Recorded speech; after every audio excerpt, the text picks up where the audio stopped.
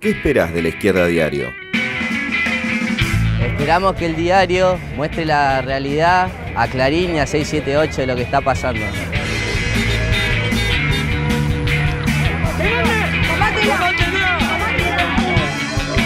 Que no crean que para nosotras solo hay que hablar de moda, dietas y tipos. Que hable de fútbol como lo vivimos los hinchas.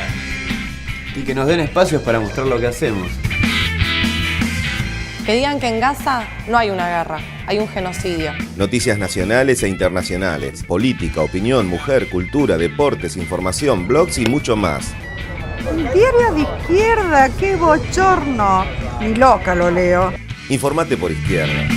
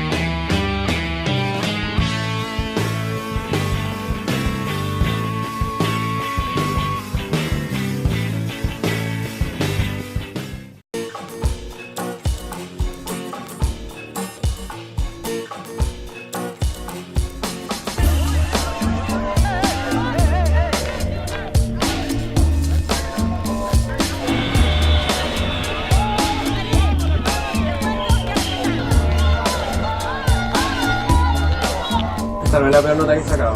¿Cuánto ha sido? Un 0. Oh, ¿qué te ahí? Marcela Gómez. No tengo idea. ¿Pero 0 todo? 0. Sí. Lo presentaron como prueba en un juicio en mal desempeño laboral.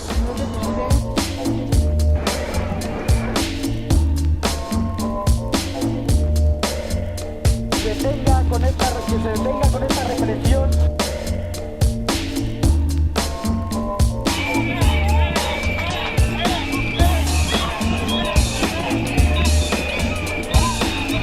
Izquierda Diario Chile, noticias, opinión, trabajadores y sindicalismo, mujer, cultura, deportes y mucho más.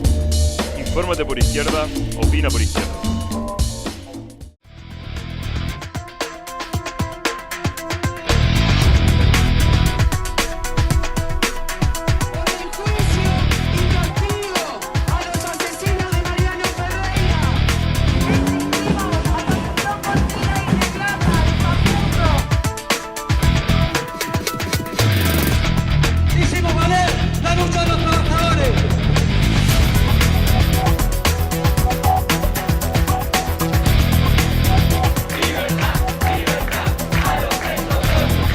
Con distintas luchas en las cuales los diputados del Frente de Izquierda nos hacemos presentes.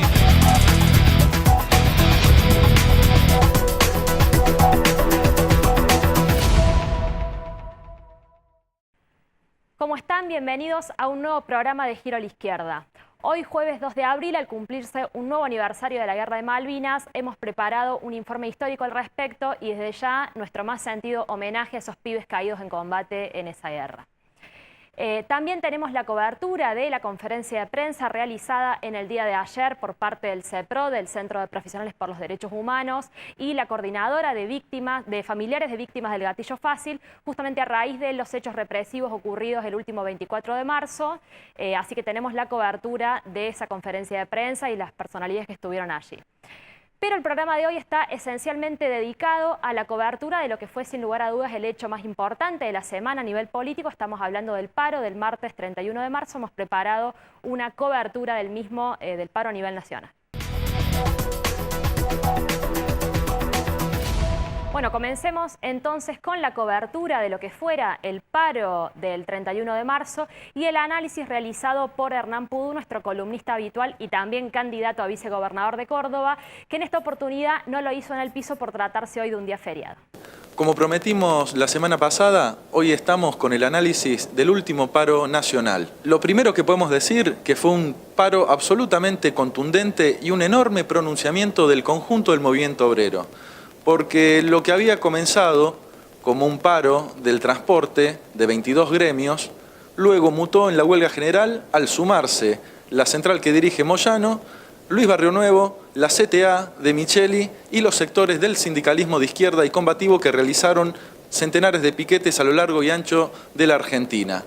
Tal es el malestar del conjunto del movimiento obrero que ni siquiera los dirigentes sindicales del oficialismo se atrevieron, como en los paros anteriores, a hacer una cruzada contra los trabajadores planteando que no se adhieran al paro.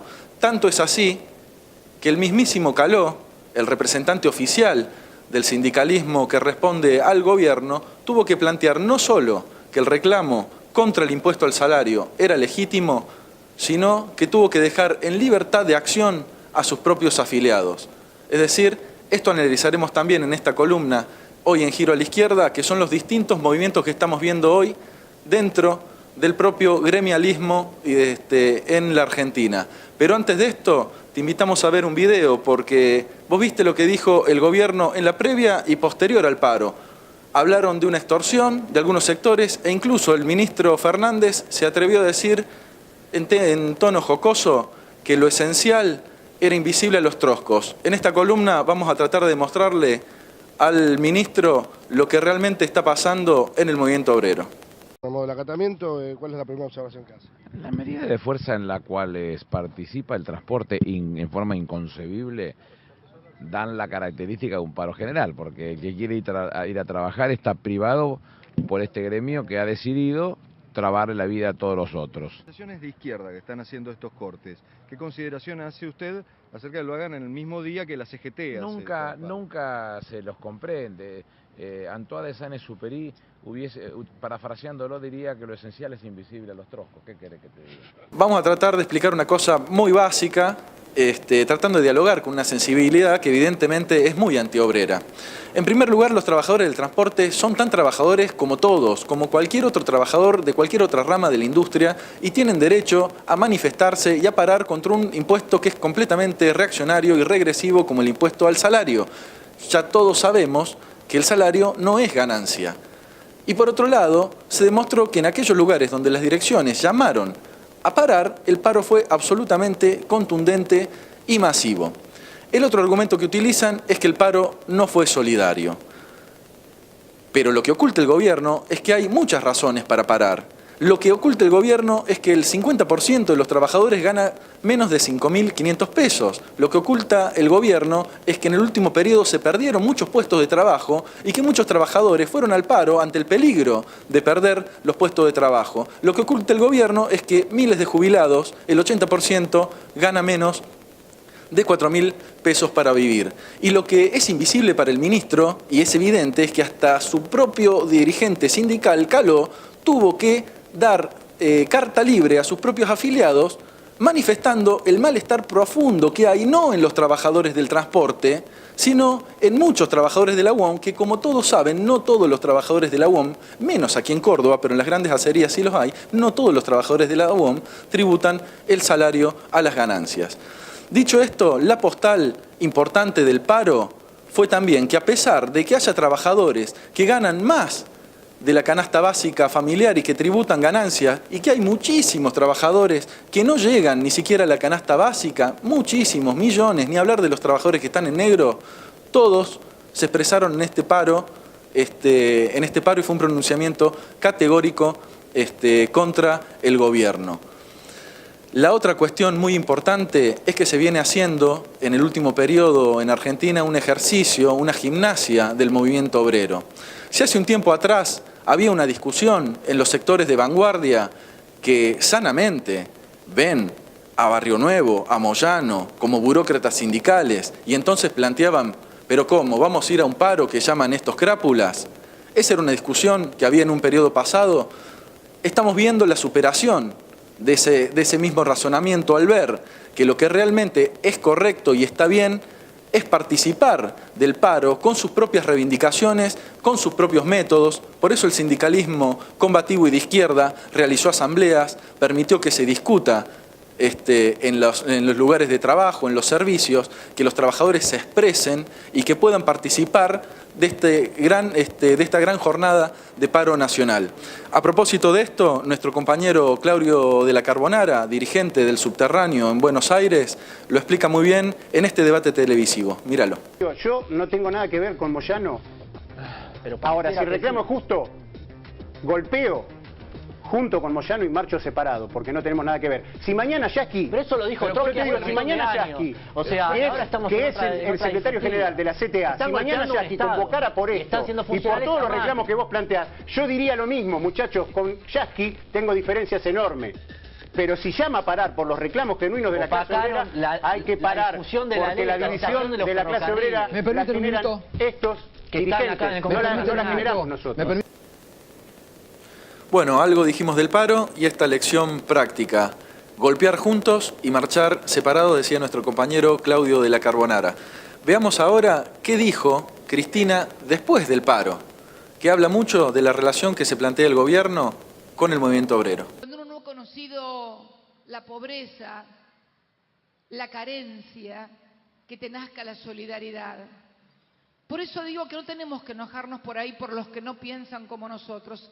A mí me duele mucho más cuando los que vienen del palo y lograron pelechar un poco y tienen trabajo y lograron un trabajo más remunerado, se olvidan de todavía los que están afuera del trabajo o todavía no ganan lo suficiente y entonces hacen un paro porque tal vez tengan que dar un poquito de su sueldo para otros compañeros, para otros jubilados, para hacer agua potable, para hacer redes cloacales.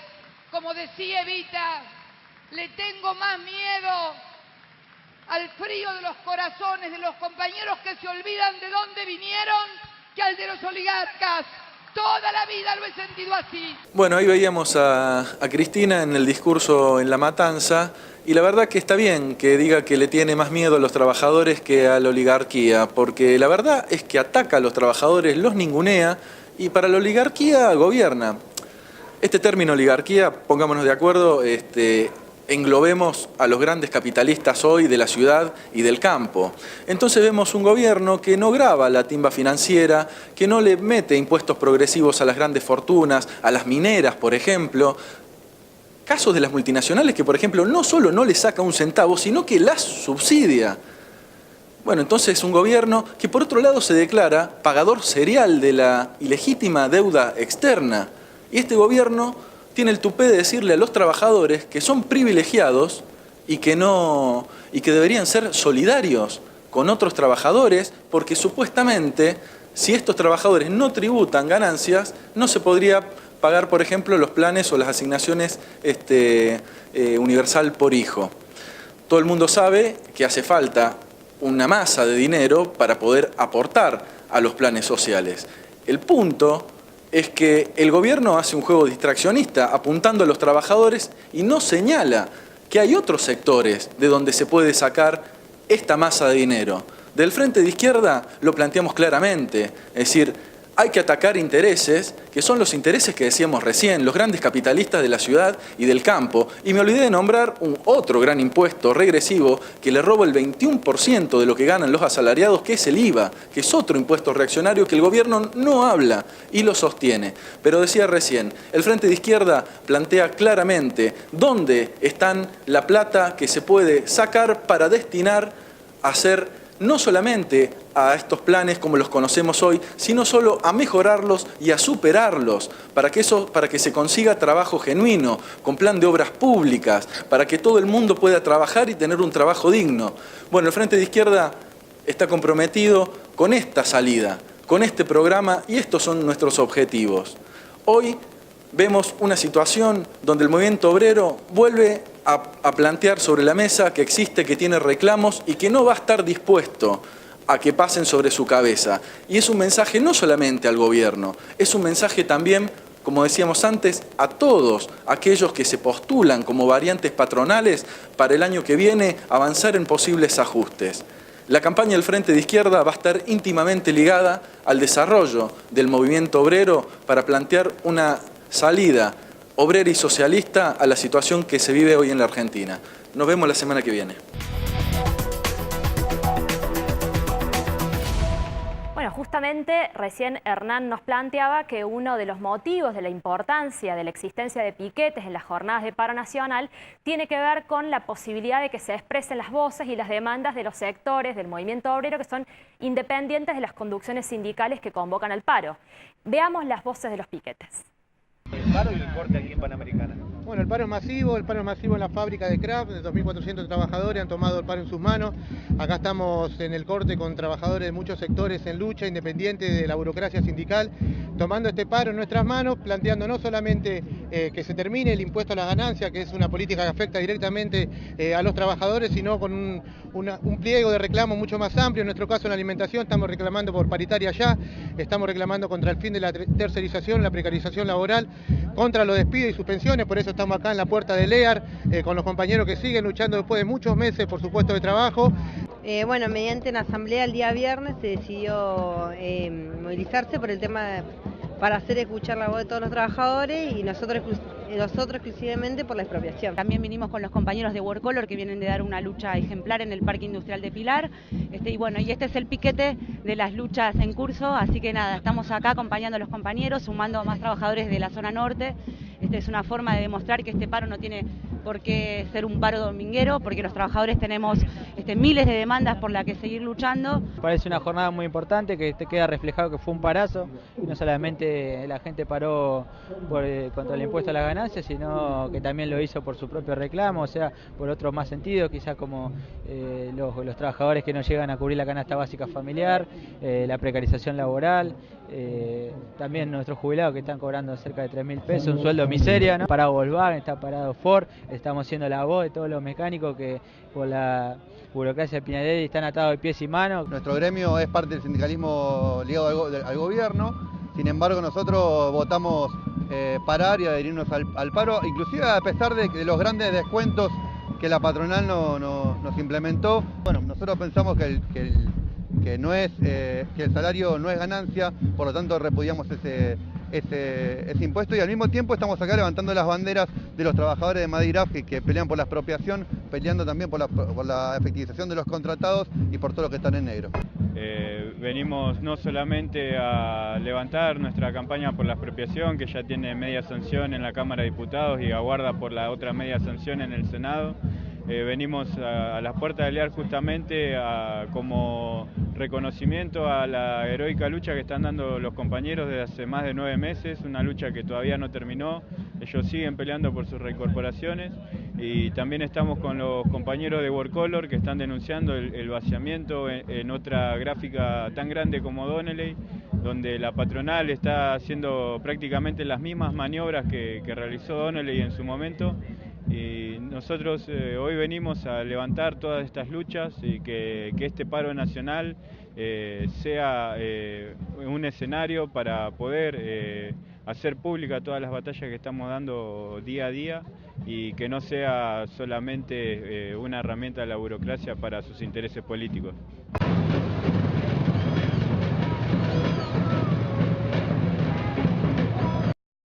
Bueno, estamos acá como parte de una jornada que empezó muy temprano y que ya se demuestra que es un contundente pronunciamiento de los trabajadores frente a un gobierno que viene degradando, permitiendo el avance de la inflación, con salarios de miseria, con condiciones de precarización para la juventud, con jubilaciones que no alcanzan a cubrir las necesidades básicas. Es un pronunciamiento, decía, de los trabajadores a nivel nacional, y el Frente de Izquierda, los diputados, los legisladores que ocupamos las bancas del Frente de Izquierda y en nuestro caso el PTS, estamos acá acompañándolos como lo ha hecho nuestro compañero Nicolás del Caño, Cristian Castillo en Buenos Aires, los trabajadores de MADI, Graf de Lear. Este paro es por cerca del 40% de trabajadores que están negros, por cerca del 50% de trabajadores que ganan 6.000 pesos por menos o menos cuando la canasta familiar está en 12.000 pesos. Este paro no es por Moyano, Barrio Nuevo, como quieren hacer pasar el gobierno, sino es un paro que nosotros lo queremos hacer activo con trabajadores y distintas organizaciones sindicales combativas. Y fundamentalmente porque razones sobran, no solamente nuestra lucha en contra del impuesto a las ganancias o el impuesto al salario en este caso, sino también planteando la reapertura de las paritarias por un salario no inferior a la canasta familiar, que ya hoy es más de 12.000 pesos, cuando la mitad de la población trabajadora cobra la mitad de ese monto. Hoy acá en Córdoba estamos parando y estamos cortando, pese a que la conducción de UPC carnerió y llamó a no parar. Bueno, justamente nosotros que venimos de luchar contra el acuerdo de Montserrat y de la Sota que tiró nuestro salario al piso, hoy más del 70% de la docencia de Córdoba ha aprovechado el paro de transporte para no ir a trabajar. De la juventud del PTS estamos acompañando este paro por el justo reclamo contra el impuesto al salario que afecta al 10% de los trabajadores en Argentina, pero lo que la burocracia sindical de Moyano, de Barrio Nuevo, de Micheli no se han pronunciado y no hacen absolutamente nada, es por las condiciones que sufren el 50% de los trabajadores, la juventud trabajadora que está en cientos y miles de talleres metalúrgicos, en las alimenticias, en las textiles, en las obras de construcción, que son los trabajadores que están en negro, precarizados, sin derecho a la sindicalización.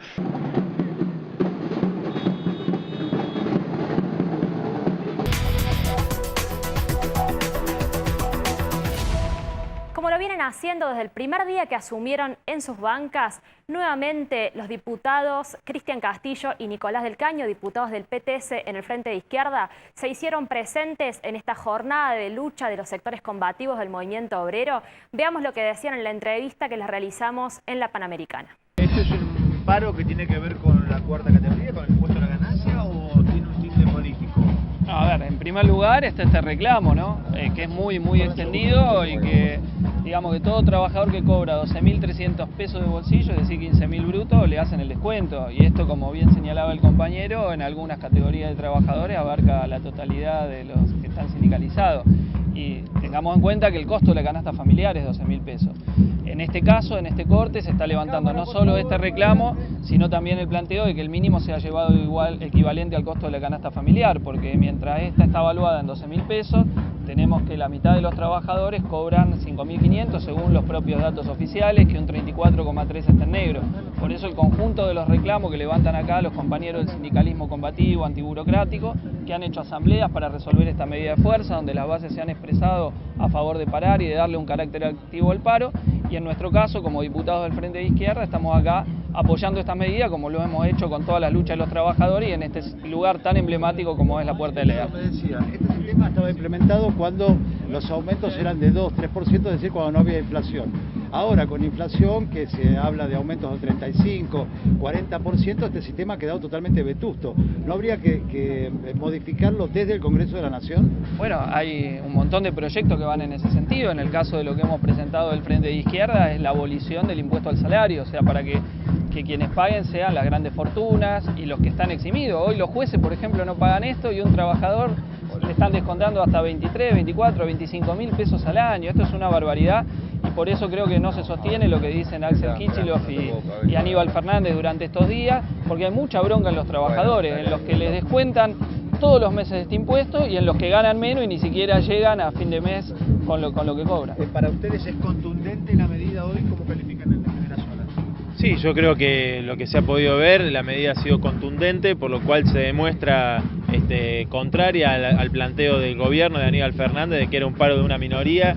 La gran mayoría de la clase trabajadora, por mucho más que el reclamo del impuesto al salario, está hoy paralizando el país, mostrando claramente que a pesar de estos dirigentes sindicales, los trabajadores tienen enormes reclamos y una bronca muy grande por la situación que se está atravesando. Así que yo creo que el gobierno va a tener que tomar nota del gran paro que hoy está haciendo la clase trabajadora, y bueno, de los sectores combativos nosotros estamos acompañando aquí a los trabajadores combativos, planteando una perspectiva independiente de estos dirigentes sindicales que apoyan a sectores que nada tienen que ver con los trabajadores, ¿no? Mauricio Macri, Massa, el mismo Scioli, nada tienen que ver con los trabajadores, sino que defienden intereses contrapuestos de los grandes empresarios, de los grandes capitalistas.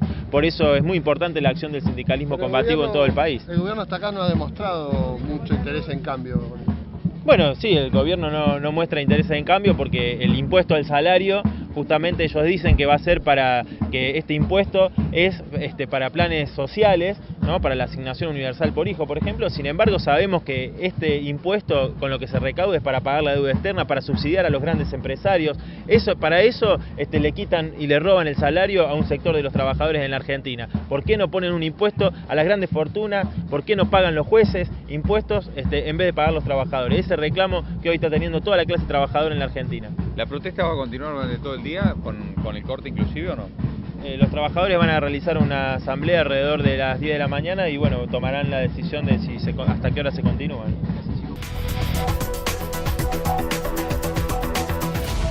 Seguimos en Giro a la Izquierda, vamos a un pequeño corte, no se vayan, enseguida volvemos.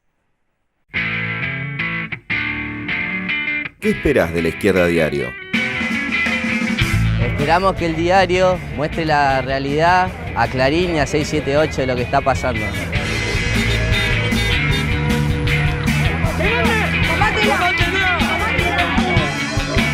Que no crean que para nosotras solo hay que hablar de moda, dietas y tipos. Que hable de fútbol como lo vivimos los hinchas. Y que nos den espacios para mostrar lo que hacemos. Que digan que en Gaza no hay una guerra, hay un genocidio. Noticias nacionales e internacionales, política, opinión, mujer, cultura, deportes, información, blogs y mucho más. El diario de Izquierda, qué bochorno. Ni loca lo leo. Informate por Izquierda.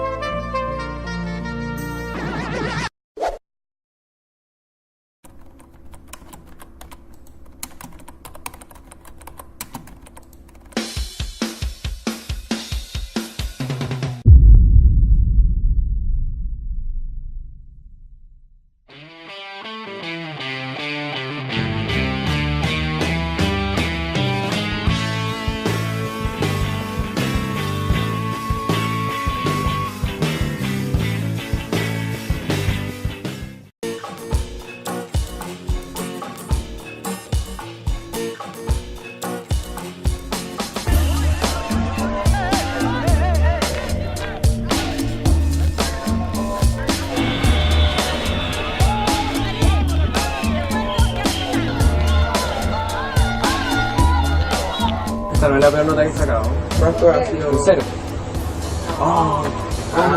Etiqueta algo ahí. Marcela Gómez.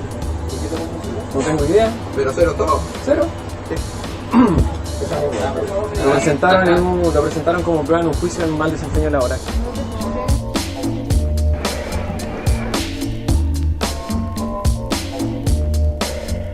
Que se detenga con esta represión.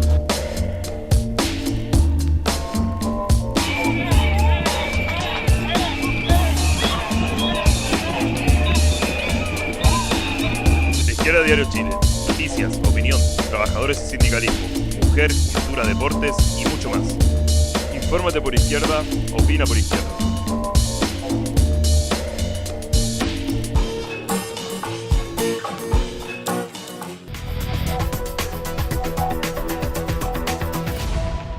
Como ya lo anunciara aquí Leticia Cheli, abogada del Centro de Profesionales por los Derechos Humanos, que justamente estuvo en nuestro programa pasado haciendo esta denuncia.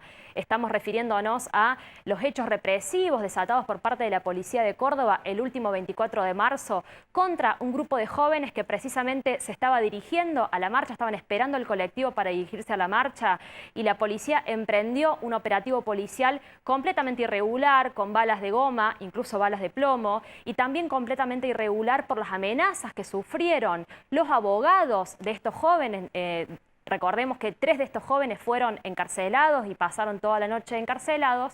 A raíz de estos hechos se convocó por parte del CEPROD, del Centro de Profesionales por los Derechos Humanos, y la coordinadora de familiares de víctimas contra el gatillo fácil a una conferencia de prensa en el día de ayer que contó con distintas importantes personalidades, entre ellas Elia Espen de Madres de Plaza de Mayo y Victoria Moyano, nieta recuperada del Centro de Profesionales por los Derechos Humanos. Veamos la conferencia de prensa. Estamos aquí porque hemos sufrido un ataque grande contra las libertades democráticas, diría yo, en Córdoba, el pasado 24 de marzo, nada más y nada menos que con personas como es la familia de Natalia y los amigos que estaban esperando un colectivo para ir a la marcha el 24 de marzo, el martes a las 6 de la tarde pasado, martes 24 de marzo, y fueron objeto de una redada policial, está bien, donde fueron reprimidos y 3 de ellos detenidos. Hay uno de los detenidos aquí presente. Como abogados del CEPROD nos hicimos presentes porque les estaban negando que los detenidos estuvieran en la comisaría 2 bis, que era la que había intervenido, no permitiéndonos ver a los detenidos, cosa que es absolutamente ilegal, porque una persona detenida que no está incomunicada puede acceder inmediatamente a un abogado. Ante nuestra insistencia y reclamo, además, posteriormente fuimos amenazados de ser detenidos, cerrada la comisaría, dejándonos adentro. Posteriormente, por el oficial que estaba a cargo, fuimos amenazados de muerte, haciéndonos al doctor Sergio Castro y a mí una señal de degüello, está bien, el oficial que estaba a cargo de la comisaría. Que esto que yo vengo haciendo desde el año pasado, que ejecutaron a mi hijo, ¿no? Porque yo siempre digo que fue una ejecución, es reunir mi gente y salir a pedir justicia por mi hijo, que es lo que yo quiero. Siempre la mayoría de los chicos que yo junto, cuando salimos, nos vienen a buscar en colectivo para las marchas, son todos adolescentes, mamás con sus bebés chiquititos, que era como hicimos ese día, que salíamos todos por la marcha del 24, parados en la gruta de mi hijo, con los carteles y las pancartas que te llevamos siempre nosotros en las marchas. Nos cruzan de las 2 esquinas 4 CAP, 2 de la esquina, 2 de la otra esquina, nos encierran en la gruta, se bajan sin ninguna razón ni motivo, empiezan a golpear más a los hombres que a las mujeres, empiezan a tirar con balas de goma, balas de plomo, que las tenemos porque están las pruebas ahí, y se detienen a estas 3 personas. Bueno, yo escuchándolos, la verdad que me da mucha bronca, eso es lo que siento, y mucho dolor. Yo hace 38 años que estoy luchando, yo y muchas madres, ¿no? Y no se concibe que todavía gente que salga a pelear y a reclamar por sus hijos sean reprimidos, con un gobernador que no admite ni escucha nada. Y encima el 24, que es un día de recuerdos, muchos recuerdos, entonces esto hay que pararlo de alguna manera, y la manera de pararlo es hablar. Decir lo que uno piensa. Yo pienso que la policía mira cómo estás vestido, si tenés la gorrita para atrás, si tenés la gorrita para adelante, cómo caminas. Entonces ahí dan. Y hay muchos ladrones y todo de guante blanco. Pero bueno, a esos no le dan. Bueno, estamos acá desde también la Comisión de la Memoria, y yo soy representante de Abuela de Plaza de Mayo, y en realidad es indignante este accionar de la policía, tampoco es nuevo, es una historia crónica de Córdoba, con responsabilidades políticas, desde abuelas, desde la Comisión de la Memoria, desde todos los luchadores populares que en realidad están convencidos de que el ser humano merece vivir de otra manera. Yo soy Viviana Alegre, la madre Facundo Rivera Alegre, desaparecido en democracia hace 3 años. Voy a decir hoy a 3 años, pero yo también soy la hermana de un desaparecido en dictadura y una cuñada embarazada.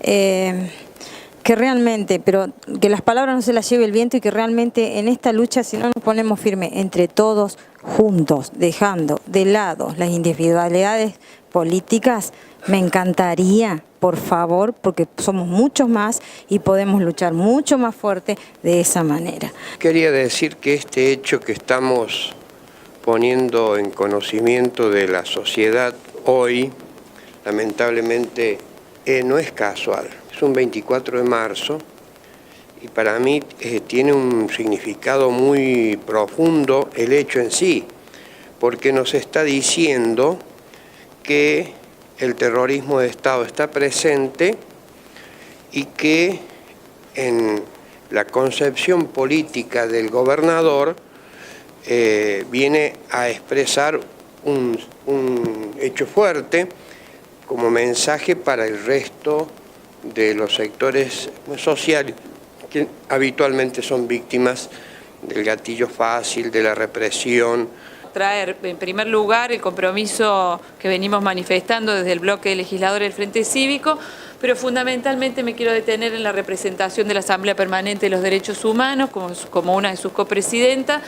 Digamos, la verdad que hay una complicidad peligrosa a 30 años de democracia entre el poder político, la justicia y la policía. Debe haber un reclamo al poder político. Generalmente cuando las organizaciones empiezan a desarrollar se molestan, cuando molestan más todavía toman algunas actitudes para silenciarlas. Que molesta la denuncia hacia la represión de gatillo fácil, hacia todo. A la señora le dijeron lo mismo que le dijeron a Elia hace 38 años atrás. Y eso no es azaroso. ¿Sí? A la señora le dijeron que su hijo estaba bien muerto porque ella no lo había cuidado. Veníamos hablando con Elia que a ella hace 38 años atrás le decían lo mismo. Me parece que la política derechista desde la SOTA hay que enfrentarla. Desde ya con organización, desde ya con unidad, en los puntos que se puedan. En el territorio, en los sectores más humildes, esto sucede todos los días. Los pibes están todos los días al filo de la muerte y todas las semanas reciben allanamientos con la Guardia Éter y la Guardia de Infantería, que son brutalmente golpeados si se resisten. Yo coordino el Observatorio de Derechos Humanos de la universidad. En primer lugar, plantearles que la universidad, desde el observatorio y también desde el rectorado, hay una decisión de acompañarlos a ustedes, a las personas que han sido víctimas de violencia institucional, a los familiares, alojarlos en esta casa. Venía a resaltar, digamos, que hay 2 hechos graves, digamos, ¿no?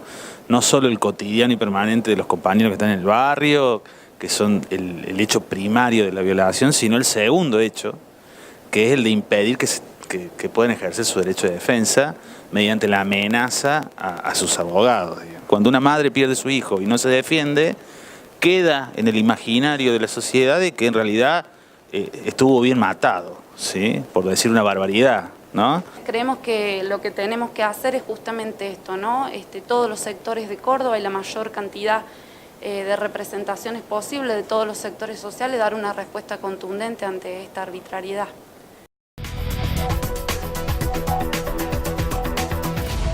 Bueno, como decíamos al principio del programa, este jueves 2 de abril se está cumpliendo un nuevo aniversario desde que aquel 2 de abril del año 1982 la dictadura militar con Leopoldo Fortunato Galtieri a la cabeza le declarara la guerra a Inglaterra por la recuperación de Malvinas.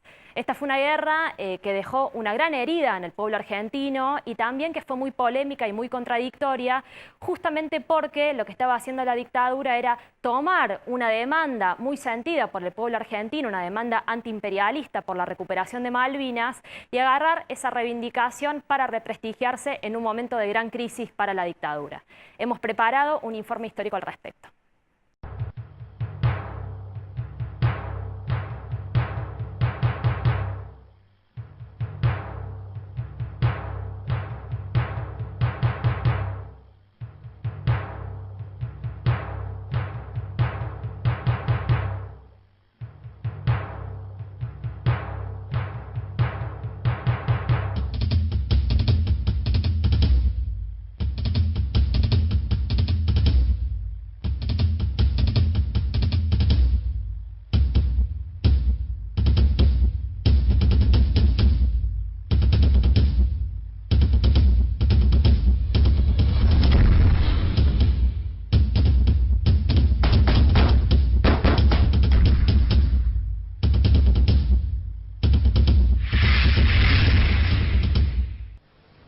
decía, bueno, el inglés, bueno, vos sabés que es pirata, que es imperialista, que es colonialista, sabés en una palabra que es un hijo de puta, ¿no?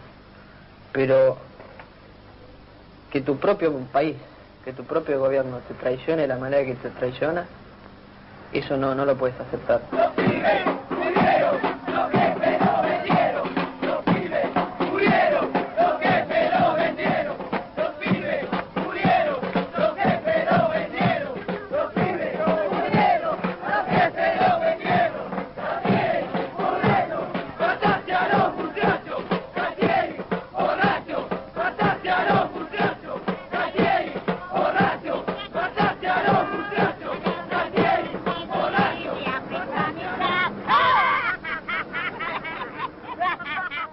En 1982, la Argentina iniciaba su 7º año bajo la más feroz dictadura militar. En esos mismos momentos, algo empezaba a cambiar. Se sucedían huelgas y movilizaciones, y el 30 de marzo, la CGT convoca a la más importante y numerosa marcha a Plaza de Mayo. Los militares dan entonces un manotazo de ahogado para no perderlo todo. Lanzan la aventura de Malvinas.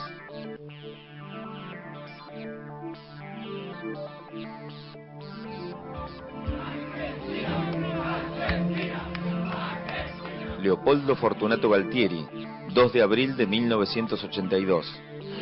Hemos recuperado, salvaguardando el honor nacional, sin rencores, pero con la firmeza que las circunstancias exigen, las islas australes que integran por legítimo derecho el patrimonio nacional.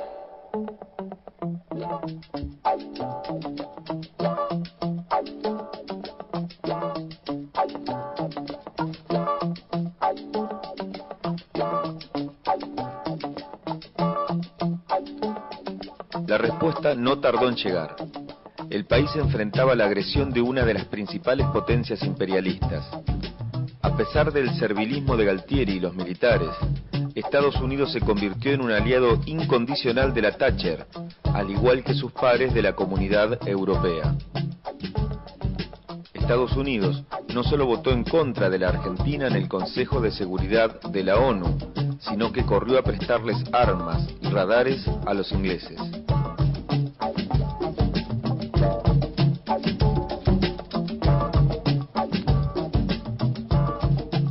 El 10 de abril, llega a nuestro país un supuesto mediador enviado por Reagan, con el verdadero objetivo de imponer las condiciones de rendición ante el Imperio Británico. Al mismo tiempo, en Plaza de Mayo, se concentran más de 150.000 personas. En esa movilización, se expresaron claramente, entre chiflidos y aplausos, el odio a los militares y la voluntad firme de echar a los piratas de Malvinas.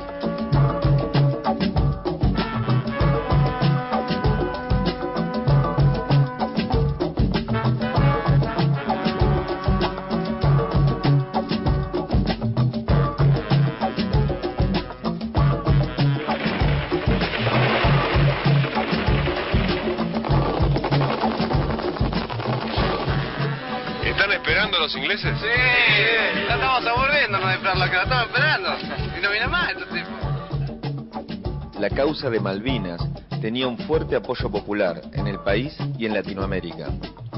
Fue la dirección en manos de los irresponsables y entregadores la que impidió un triunfo. No se tomaron siquiera las medidas efectivas más elementales. Ninguna empresa, ni banco inglés ni yanqui, fue confiscada.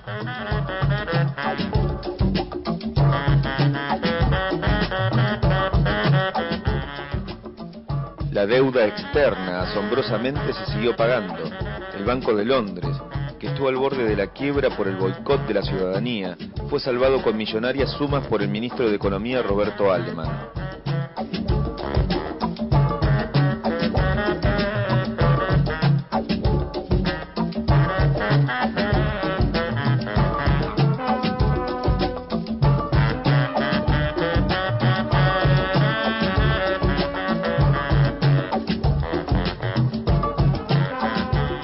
de prensa que venían apoyando a los genocidas se hicieron eco del falso triunfalismo que nos quisieron vender. Pero la desgarrante realidad era otra. Las tropas congeladas, soldados estaqueados y la desmoralización por la total incapacidad de los jefes para dirigir las acciones de guerra. El genocida Alfredo Astiz, al mando del batallón que debía defender las islas Georgia, se entregaron a los ingleses sin tirar un solo tiro. Para bendecir la derrota, el 11 de junio de 1982 llega a la Argentina el Papa Juan Pablo II. Cuando hablaba de paz, pedía la rendición de Argentina.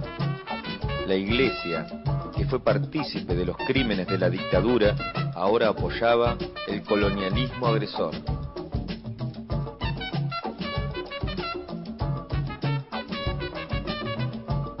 Finalmente, el 14 de junio de 1982, cae Puerto Argentino y se firma la rendición.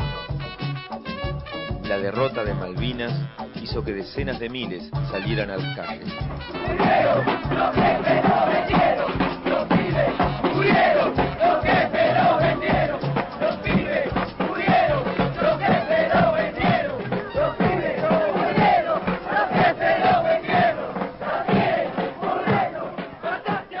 El 17 de junio de 1982 cae Galtieri. La dictadura estaba liquidada. Sin embargo, la multipartidaria compuesta entre otros partidos por el PJ y la UCR salió una vez más al salvataje de los milicos genocidas. Querían evitar una caída revolucionaria de la peor dictadura militar del siglo XX en nuestro país. Las elecciones serían 16 meses después, el 30 de octubre de 1983.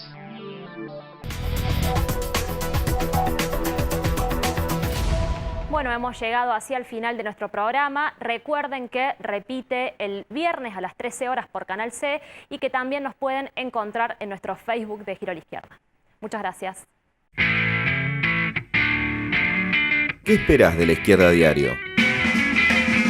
Esperamos que el diario muestre la realidad a Clarín y a 678 de lo que está pasando.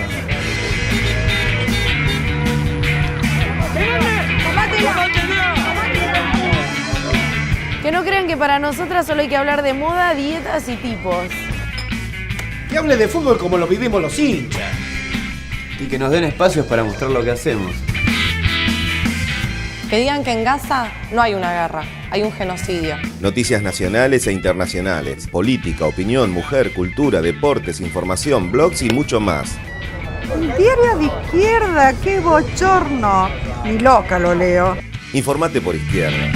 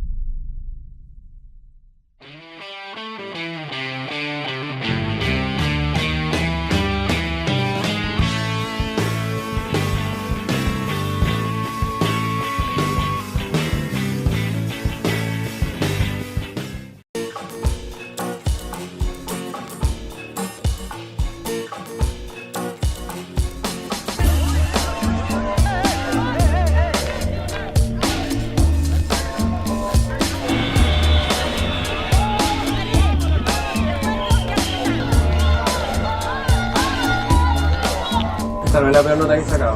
¿Cuánto ha sido? Un 0. Oh, pero etiquétalo ahí. Marcela Gómez. No tengo idea. ¿Pero 0 todo? ¿0? Sí. Lo presentaron como prueba en un juicio en mal desempeño laboral.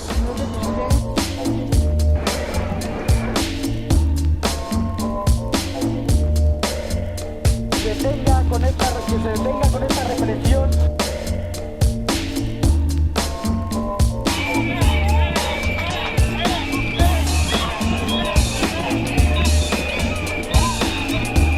Diario Chile. Noticias, opinión, trabajadores y sindicalismo, mujer, cultura, deportes y mucho más. Infórmate por izquierda, opina por izquierda.